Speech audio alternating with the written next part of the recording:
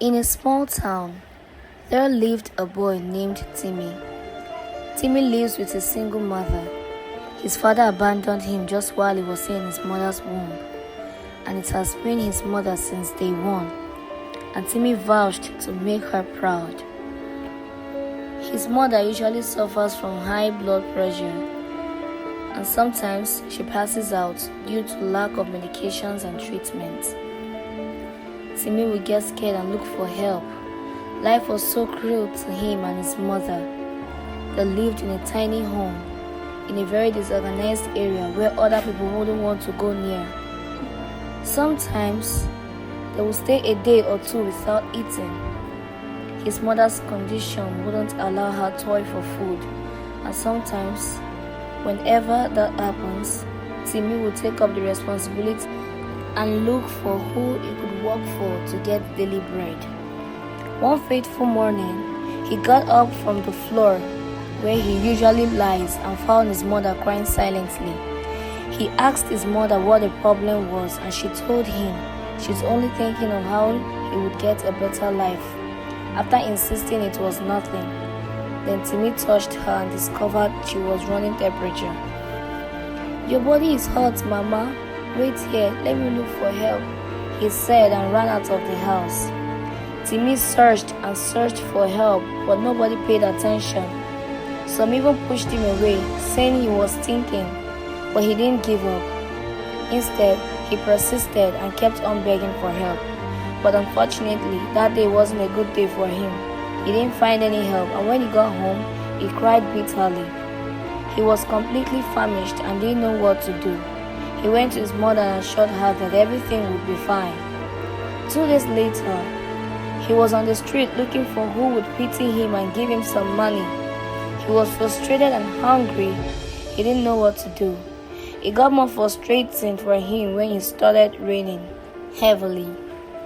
And at that point, he sat down by the roadside crying, knowing that there will be no solution if he goes home. So he remained there. Some time later, a car was parked at the spot where he was. Then a man asked him why he was crying under the rain through the window of his car, but Timmy was too weak. He gave no response as he passed out immediately.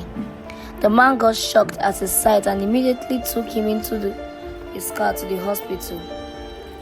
After some tests, the doctor told him he lacked nutrients and he's running out of blood due to lack of food and nutrients. "Is he your son?" the doctor asked, and Mr. Philip, who was Timmy's savior, explained how he met Timmy to the doctor. The doctor gave him some drips while he was still unconscious. An hour later, Timmy was awake, and when he opened his eyes, he saw Mr. Philip sitting by his side. He got shocked after observing where he was and wondered how he got there. "You'd be fine," Mr. Philip assured him. He asked Timmy how he felt, but Timmy only said he wanted to be with his mother. Mr. Philip assured him he would take him home, but that would be only after he finishes eating. So he went out and got food for Timmy. Timmy rushed the food out of starvation, and with that, they left the hospital. Mr. Philip told Timmy to take him to his home, that he was interested in meeting his mother. So they headed to Timmy's home, and some minutes later they arrived there. When Mr. Philip saw where Timmy lives, he almost cried. The house was way too small. There was water within the compound and dirt covered it. "Is this where you live?" Mr. Timmy asked him again, and the boy replied yes. Immediately, Timmy's mother came out of the house and hugged Timmy, telling him she was worried about him, and Mr. Philip felt some pity for them. He assured them he would help them, but that he needed to discuss with his wife first. They agreed and thanked him. Before he left, he gave them the sum amount of 50,000 naira and told them to use the money to eat enough, and that he would come visit tomorrow with a feedback. Then he left. They thanked him passionately. Even after he got into his car, they kept thanking him. till they lost sight of him. That day, they were full of joy and ate like never before. Timmy explained everything that had happened to his mother, and she thanked him wholeheartedly. She told him she was now perfect and that she would get a job to take care of their needs. Timmy was full of joy but still wished Mr. Philip would come visit like he promised. The next morning, Timmy and his mother were about to go search for jobs, and just as they came out of the house, they saw a car and wondered who it might be. When the owner got down from the car, they got surprised by who it was. It was Mr. Philip. He came with a different car. He walked towards them and they greeted him.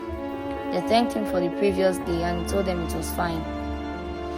He told them he spoke with his wife and their agreement was that they can both live in their home, and after some week they'll get a home for his mother, but Timmy would remain with them because they have bigger plans for him. They were full of joy and they got on their knees and thanked him, and as usual he told them it was fine. That morning he took them out for shopping and got new wares for them, and by afternoon they were already at the house of Mr. Philip. When they arrived at the house, they were shocked at the extravagant beauty of the house. They got in and someone helped them to their room downstairs. Mr. Philip went upstairs to inform his wife about their presence, and some minutes later, they both came down to meet Timmy and his mother. When Timmy and his mother saw the wife, they knelt down and greeted her, but she pleaded with them to get up. They exchanged pleasantries and told Timmy and his mother to feel at home. They told them they had 2 sons and that they are in boarding school. They don't come visit once in a while. They wanted to know more about Timmy and his mother, so Timmy's mother narrated her entire situation to them and how Timmy's father abandoned her, and they felt pity for her and told her everything would be fine eventually. In the evening, Timmy and his mother went to their room, and so did Mr. and Mrs. Philip.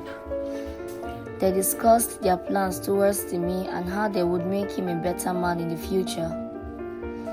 A week later, Timmy's mother moved to her own home, and Timmy was fully adopted. They felt Timmy's mother deserves a new life since she was still young. So Timmy began to live with them, and they loved him like their own son. They sent him to a day-to-day school, and he was academically dull at first, but eventually he got better. A month later, Mr. Philip's twins returned home.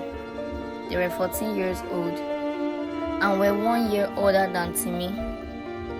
They were shocked to meet Timmy in their home and eating in their dining, so their parents later explained everything to them, and eventually the 3 boys became lovely brothers. They loved one another and did everything together, ate together and played together. Although Timmy was sometimes not permitted to go out to play because he had a lot to catch up with and needed to catch up with them. 2 weeks later, the boys left for school and Timmy felt lonely without them. He missed them so much, and sometimes Mr. Philip would comfort him. He helped him with his homeworks, and so did Mrs. Philip. Twice in a week, they would take him to visit his mother, and sometimes he spent a day or 2 at his mother's place. Then they would go to pick him up. It went on and on until after 5 years, in the period of his common entrance, Timmy was told not to visit his mom or play because he needed to stay home and focus to come out with excellent results. "We will take you wherever you want after we see your excellent results," they promised him, and he agreed joyfully. Although he was sad he wouldn't be seeing his mother for a while, but he knew she'd be fine, so he studied and studied hard, and sometimes would forget to eat. It went on, and on the day of the exam, he wrote it with ease and came out with an excellent result. He was full of joy. and that was the first time he ever had such great results. When he got home, he showed the result to Mr. and Mrs. Philip, and they celebrated him. They promised to take him out to any place he wanted to go to and eat any food of his choice. But he said he wanted to see his mother first and show her the results. Then maybe she could tag along for the outing. So they all agreed and drove to Timmy's mother's house. Timmy got down from the car, excited. He ran into the house without knocking because he was full of ecstasy. But he was shocked at what he saw. He saw a dead body covered with a white cloth. He wondered if his mother had killed someone by accident and ran away. But he doubted his hunch because he knew his mother can't even hurt a fly. So he walked to the smelling body, and when he opened it, it was his mother. The only one he got. The one who never abandoned him and suffered for him.